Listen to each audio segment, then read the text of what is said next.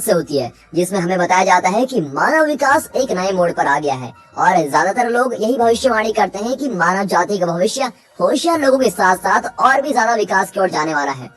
पर दोस्तों, होता इसका बिल्कुल उल्टा है। लोग समय के साथ साथ और भी ज्यादा दिमाग से कमजोर होने लगते हैं और इस परिस्थिति में यूएस सेना के लाइब्रेरियन कॉर्पोरल जोय बियर्स को इस प्रयोग के लिए चुना जाता है।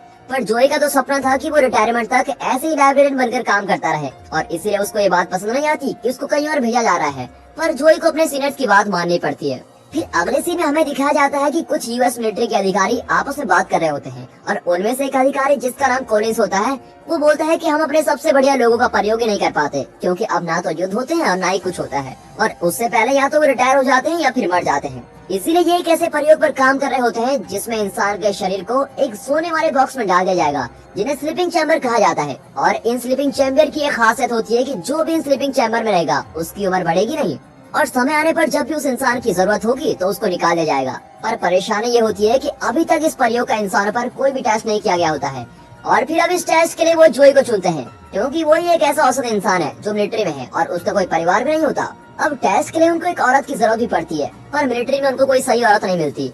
अब जिसके कारण कॉलिंस एक वैश्या को चुनता है जिसका नाम रीटा होता है और वो अधिकारियों को अपनी रीटा और उसके मैनेजर अपग्रेड के साथ पार्टी की तस्वीरें दिखाता है, जिसके कारण कमरे में सभी एक दूसरे को बड़े अचंभे से देख रहे होते हैं।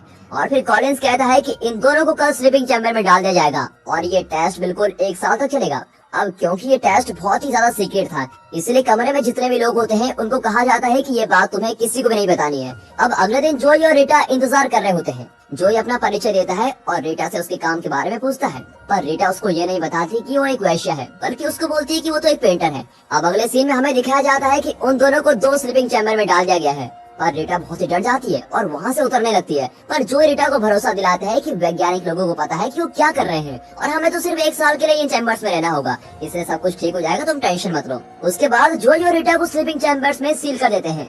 लेकिन परिस्थिति और भी ज्यादा खराब हो जाती है जब कॉलिंस वैश्यागिरी के चक्कर में गिरफ्तार हो जाता है और उसके साथ साथ रीटा का मैनेजर अपग्रेड को भी वैश्यागिरी चलाने के लिए गिरफ्तार कर लिया जाता है, जिसके कारण स्लीपिंग चैम्बर्स को देखने के लिए कोई भी नहीं होता और इस कांड के कारण सैन्य अड्डों को बंद कर दिया जाता है और पूरी इमारत को चैम्बर के साथ नष्ट कर दिया जाता है और अब जोय और रीटा की देखभाल करने के लिए कोई भी नहीं है। अब अगले कुछ 2 सालों बाद मानव जाति और भी ज्यादा खराब परिस्थिति में आ जाती है क्योंकि मानव जाति में लोग दिमाग से बहुत ही बेवकूफ होने लगते हैं और समय के साथ साथ इंसान की औसत बुद्धि भी कम होने लगती है। लेकिन कुछ लोगों को अभी भी उम्मीद होती है कि वो जीव संबंधी विज्ञान के इस विकास की खराब परिस्थिति को दोबारा ठीक कर देंगे। लेकिन यहाँ दुनिया के सबसे होशियार वैज्ञानिक इस प्रयोग में लगे होते हैं कि कैसे बालों का झड़ना कम किया जाए और कैसे लंबे बालों को दोबारा उगाया जाए। और अब ऐसा ही चलता रहा, जिसके कारण आबादी की रफ्तार तो बढ़ती गई लेकिन लोगों की होशियारी 2505 तक कम होती गई और अब इन सालों में इंसान अपनी बुनियादी समस्याओं को भी हल नहीं कर पाता, जैसे कि कचरे को साफ करना वगैरह वगैरह। अब जिसके कारण सदियों से कचरे के पहाड़ बन जाते हैं और बुद्धि बहुत ही कमजोर होने के कारण किसी के पास भी ये योजना नहीं होती कि इस कचरे को कैसे हटाएं और जिसके कारण 2505 में कचरे का एक पहाड़ बन जाता है। अब एक दिन दिखाते हैं कि कचरे का भूस्खलन आता है, जिसके कारण जोय का चैम्बर एक घर में आ गिरता है। अब जोय चैम्बर से बाहर आता है पर वो कुछ परेशान होता है और उसको चक्कर भी आ रहे होते हैं कि यहाँ हो क्या रहा है। अब जिस इंसान का घर होता है उसका नाम फीटो है, लेकिन फीटो घर में आए कचरे और जोय पर कोई ध्यान ही नहीं देता और टीवी में आ रहे अजीब से शोज को देखता रहता है। फीटो जोय से बस ये कहने के लिए उठता है कि वो आवाज न करे, वो टीवी देख रहा है। और तभी हमें दिखाया जाता है कि उसके सोफे पर ही टॉयलेट होता है और वो टॉयलेट इसलिए है क्योंकि उसको टॉयलेट के लिए बार बार उठना न पड़े। बताओ कैसे लोग हैं। और अगले सीन में हमें दिखाया जाता है कि वो जोय को खिड़की से बाहर फेंक देता है। अब बाहर की दुनिया जोय को बहुत ही परेशान करने लगती है और वो अपने आप से बोलता है कि 1 साल में बहुत सारी चीजें बदल गई है, पर उसे इस बात का अंदाजा बिल्कुल नहीं होता कि वो 2505 में है। अब वो सड़क के किनारे लोगों का एक समूह देखता है जो कि बड़े अजीब तरीके से बात करते हैं और फिर जोय उनकी भाषा को समझ लेता है और जब जोय अपनी भाषा में बात करता है तो वो उसको बुरा भला कहकर वहाँ से भगा देते हैं। अब जोय को फिर से चक्कर आने लगते हैं, इसलिए वो अस्पताल में जाता है और वहाँ जाकर वो रिसेप्शनिस्ट को बताता है कि वो मिलिट्री से है, लेकिन वहाँ बैठी महिला कुछ भी नहीं समझ पाती और वो अपने मेज पर दिए गए बटन में से एक बटन को दबा देती है और तभी जोय को एक आवाज सुनाई देती है जो उसको दाहिनी तरफ जाने को बोलती है। तभी जोय कंफ्यूज हो जाता है और एक पानी के फुहारे से पानी पीने लगता है, लेकिन उस फुहारे से पानी के बजाय ब्रेमेंटो नाम की एनर्जी ड्रिंक निकलने लगती है। फिर जोय वहाँ किसी से पूछता है कि पीने का पानी कहाँ पर मिलेगा और वो इंसान जोय पर हंसने लगता है और बोलता है तुम्हें तो वो चीज चाहिए जो टॉयलेट में मिलती है और इससे उसका मजाक करते हैं। अब वहाँ से जोई फिर डायग्नोसिस की तरफ जाता है, जहाँ पर जोई को अपने नाक, कान और पीछे प्लग लगाना होता है, पर लेकिन स्वास्थ्य अधिकारी उन सभी प्लग को असंतुलित कर देता है और जोई इस बात से बहुत ही परेशान होता है और वो अपने इस प्रोसेस को पूरा करके डॉक्टर के पास भेज दिया जाता है। और जब जोई डॉक्टर का वेट कर रहा होता है तो उसको मैगजीन पर 2505 की तारीख दिखती है और वो इस बात को ये सोचकर ध्यान नहीं देता कि हो सकता है उनसे गलती हो गई हो। अब उसके बाद वहाँ डॉक्टर आता है और जोई से उसकी हेल्थ के रिलेटेड काफी सवाल पूछता है और अपनी बातों के बीच वो जोई को एक बेवकूफ भी घोषित कर देता है। और अब डॉक्टर उसको कहता है कि तुम्हें $5 अरब पे करने होंगे और अब इसके लिए जोई को भुगतान पर 2505 की तारीख दिखती है और तभी उसको ये एहसास होता है कि वो चैम्बर के अंदर 500 साल से था। जोई को इस बात पर विश्वास नहीं होता और वो खिड़की के पास जाकर शहर के मौजूदा हालात को देखकर बड़ी आश्चर्य में पड़ जाता है। अब इसी दौरान डॉक्टर ये देखकर डर जाता है क्योंकि जोई के हाथ में नागरिकता का टैटू नहीं होता, जिसके कारण जोई घबराकर वहाँ से भाग जाता है और डॉक्टर तुरंत पुलिस को कॉल करता है क्योंकि जोई ने उसके पैसे नहीं दिए थे। और तभी एक आवाज बताती है कि जोई इस दुनिया को खतरे में डालने आया है। दुनिया की आर्थिक स्थिति बहुत ही खराब है और डस्ट बाउल ने सभी फसलों को खराब कर दिया और देश की पहले नंबर 1 मूवी का नाम एस है। फिर जोई इस मूवी को देखने के लिए जाता है जिसने बहुत सारे ऑस्कर जीते थे, जिसमें कोई किसी की एस को 90 मिनट तक देखता है और तभी उसको गिरफ्तार कर लिया जाता है और कोर्ट में पेश किया जाता है। फिर कोर्ट में जोई को एक वकील दिया जाता है जो कि फ्रीटो होता है और ये वही इंसान होता है जो जोई को यहाँ पर पहली बार मिला था। फ्रीटो जोई का मजाक उड़ाता है और कोर्ट में सभी लोग जोई पर बहुत ही हंसने लगते हैं। अब आखिरकार जज जोई को अपराधी घोषित करके जेल भेज देते हैं। इसी दौरान रीटा भी चैम्बर से बाहर आ जाती है और अपने मैनेजर अपग्रेड और दोस्त को संपर्क करने की कोशिश करती है, पर रीटा संपर्क नहीं कर पाती क्योंकि संपर्क करने के लिए $2000 की जरूरत होती है, जिसके कारण रीटा फिर से वैश्यागिरी का काम शुरू कर देती है और अब वो एक इंसान से पैसे लेती है। उसी समय जोई को एक ऑटोमेटिक टैटू स्थान पर लेके जाया जाता है जहाँ पर लोगों को सिटीजनशिप का स्कैन किए जाने वाले टैटू दिए जाते हैं और जब मशीन जोई से उसका नाम पूछती है तो जोई बोलता है कि नॉट श्योर ये चल क्या रहा है, जिसके कारण मशीन नॉट श्योर नाम का टैटू उस पर छपवा देती है। अब उसके बाद जोई को आईक्यू टेस्ट के लिए कुछ आसान से जोड़ने के सवाल पूछे जाते हैं और जोई सभी सवालों को एकदम सही उत्तर देता है और जबकि उसके आसपास के लोग पहचाने नहीं पाते कि जोड़ना कैसे है।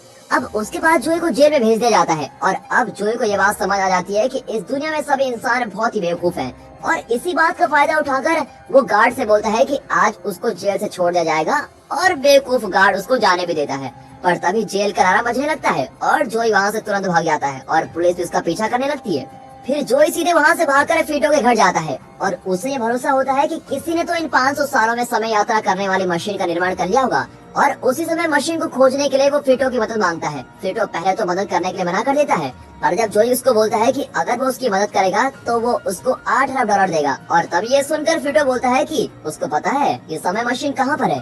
अब उसके बाद तभी पुलिस जोई को पकड़ने के लिए दरवाजा खटखटाती है, पर जोई और फ्रीटो वहाँ से भाग जाते हैं और गाड़ी चलाकर म्यूजियम की तरफ जाने लगते हैं और फिर दिखाते हैं कि रास्ते में उनको रीटा भी मिल जाती है और फिर रीटा कार में बैठती है। अब उसे इस बात की चिंता होती है कि अपग्रेड अपना बकाया पैसा लेने उसके पास जरूर आएगा, जबकि अपग्रेड तो कब का मर गया होगा। और जब वो गाड़ी में जा रहे होते हैं तभी जोई की कलाई में बना टैटू स्कैन हो जाता है और पुलिस को भी जोई के स्थान का पता चल जाता है। लेकिन तभी कार की बैटरी भी खत्म हो जाती है और वो सभी कार से बाहर निकलते हैं। फिर पुलिस कार को पकड़ लेती है और उसमें आग भी लगा देती है, जिसके कारण कुछ इंसान वहाँ आकर आपस में बहुत ही लड़ने लगते हैं। अब जोई, रीटा और फ्रीटो वहाँ से अपनी जान बचाकर भागते हैं और आशा करते हैं कि उन्हें समय मशीन मिल जाए। फिर फ्रीटो उन दोनों को कॉस्टो को लेके आता है जो कि एक व्यापार का केंद्र है और वो ये भी बोलता है कि उसने अपनी पहली पढ़ाई कोस्टको से की है। और जब वो मेट्रो का इंतजार कर रहे होते हैं तब रीटा बाथरूम में चली जाती है, लेकिन उसके आने से पहले जोई की कलाई अचानक से स्कैन हो जाती है, जिसके कारण उस सारी जगह पर चेतावनी जारी कर दी जाती है और जैसे मेट्रो आती है फ्रीटो उसमें चढ़ जाता है, पर जोई रीटा का वेट कर रहा होता है, जिसके कारण जोई को पुलिस पकड़ लेती है और इस बार जोई को जेल के अलावा व्हाइट हाउस में भी ले जाया जाता है। और तभी जोई को प्रेसिडेंट कमाचो और उसके सचिव से मिलाया जाता है। कमाचो जोई का मजाक उड़ाकर बोलता है कि उसने सोचा था कि जोई का सर बहुत ही बड़ा होगा क्योंकि वो बहुत ही होशियार है। वो बोलता है कि उसकी आईक्यू ने तो जेल में सबको बड़ा ही आश्चर्य कर दिया था क्योंकि जोई का आईक्यू अब तक का सबसे ज्यादा है। और फिर जोई की होशियारी के कारण प्रेसिडेंट जोई को एक नया सचिव बना देते हैं और जोई को दुनिया का सबसे होशियार इंसान भी घोषित कर दिया जाता है। अब उसके बाद दिखाया जाता है कि सभी लोग एक जगह में एकत्रित होते हैं जहाँ पर प्रेसिडेंट ये बोलता है कि अब से भोजन की कमी और धूल के तूफान की समस्या को हमारे नए सचिव जोई संभाल लेंगे और अगर जोई इन सभी समस्याओं को दूर कर लेता है तो वो उसकी सजा को माफ कर देंगे। अब उसके बाद जोई की दूसरे सचिवों के साथ एक बैठक होती है जहाँ पर दूसरे सचिव जोई को कुछ कहने को बोलते हैं, जिसके उत्तर में जोई कुछ मुश्किल वर्ड्स को बोलता है और यही सुनकर वो लोग जोई को काफी होशियार समझ लेते हैं। अब उसके बाद जोई फ्रीटो को समय यात्रा करने वाली मशीन के स्थान का नक्शा बनाने को बोलता है फिर उसके बाद जोई उस स्थान पर जाता है जहाँ पर फसलों का विकास हो सके। जोई रीटा को बुलाने के लिए भी पूछता है ताकि रीटा भी इस समस्या में उसकी मदद कर सके। और तभी हमें दिखाया जाता है कि फ्लूटो चुपके से जोई को नक्शा दे देता है और उसी समय रीटा भी वहाँ पर आ जाती है। और फिर जोई रीटा को साथ लेकर नक्शे की मदद से वहाँ से भागने की सोचता है, पर उसकी ये योजना भी चल नहीं पाती क्योंकि फ्लूटो ने जो नक्शा बनाया होता है उसमें बस कुछ लाइन सी होती है, बल्कि कुछ समझ में नहीं आ रहा होता है। अब उसके बाद जोई को ये पता चलता है कि वहाँ के लोग फसलों को पानी की जगह एनर्जी ड्रिंक ब्रेवेंटो दे रहे हैं। और फिर यही सब देखकर जोई सचिवों की एक बैठक बुलाता है जिसमें वो फसलों को ब्रेवेंडो की जगह पानी डालने को बोलता है। और सचिवों को ये बात पसंद नहीं आती क्योंकि सचिवों को लगता है कि ब्रेवेंडो एक बेहतरीन चीज है। पर जोई उनसे बहस नहीं करता क्योंकि उनको पता है ये तो बेवकूफ है और उनको ये बोलता है कि वो पौधों से बात कर सकता है और पौधों को पानी चाहिए। अब जोई ने सच में इन लोगों की समस्या को हल कर दिया होता है।